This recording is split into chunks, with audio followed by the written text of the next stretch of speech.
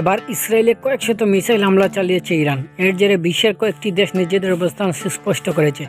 এদিকে ইসরায়েলি জাতিসংঘের মহাসচিব অ্যান্তনিও গুতেরেসকে বয়কটের ডাক দিয়েছে। লেবানন ও ইয়েমেন থেকে ইসরায়েলে হামলার হুমকি চলছে। সারা দেশে এখন উদ্বেগ উৎকণ্ঠা সৃষ্টি হয়েছে। বিশ্বের বিভিন্ন দেশে শুরু হয়ে গেছে যুদ্ধের দামামা। ইরানের এই হামলার পর যুক্তরাষ্ট্র হুমকি দেওয়া শুরু করেছে। যুক্তরাষ্ট্র জানিয়েছে ইসরায়েলের প্রতি তাদের পূর্ণ সমর্থন অব্যাহত থাকবে। তবে জাতিসংঘ ও ইউরোপীয় ইউনিয়ন যুদ্ধবিরতির আহ্বান জানিয়েছে। ইসরায়েলে ইরানের ক্ষেপণাস্ত্র হামলার পর তেহরানের রাস্তায় লোকজন উৎসব শুরু করেছে। ইসরায়েলের প্রধানমন্ত্রী বেনিয়ামিন নেতানিয়াহু বলেছেন ইরান বড় ভুল করেছে এবং এজন্য তাদের অনেক মূল্য দিতে হবে। ইরান বলেছে ইসরায়েল যদি পাল্টা হামলা চালায় তাহলে ইসরায়েলের সব অবকাঠামোর উপর ক্ষেপণাস্ত্র হামলা চালাবে। ইসরায়েলের একটি গণমাধ্যম থেকে জানানো হয় ইসরায়েলের এখনকার কৌশল হলো বিমান হামলা ও প্রতিরোধ, যার মাধ্যমে ইরান ও হায়া শক্তিগুলোকে বুঝিয়ে দেয় যে ইসরায়েলে আঘাত করলে আরও বেশি শক্তির মুখোমুখি হতে হবে। সাবেক ইসরায়েলি গোয়েন্দা কর্মকর্তা আবি মেলামেদ বলেছেন ইরানের হামলা হলো ইসরায়েলকে বড় ধরনের পাল্টা হামলার জন্য উস্কানি দেয়া। গবেষকরা বলছেন তাহলে কি তৃতীয় বিশ্বযুদ্ধ শুরু হতে যাচ্ছে?